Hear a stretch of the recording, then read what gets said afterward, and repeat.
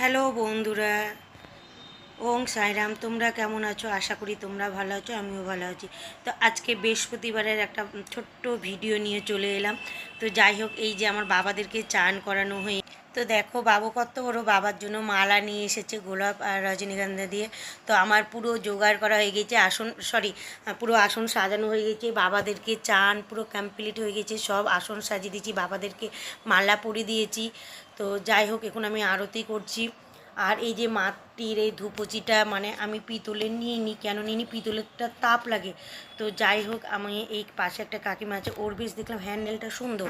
তো আমি ভাবছি এবার এরকমই একটা নেব, তাপ লাগবে বলে আমি নিতাম না, ওর জন্য মাটির মানে ধুপচি দিয়ে আমি ধূপ দেখাতাম। তো যাই হোক, এই ধারে আমি পুরো বাবার পুজো পুরো কমপ্লিট হয়ে গেছে, বাবাকে এই যে পুরো আরতি করা হয়ে গিয়েছে, জপ করা হয়ে গেছে সব।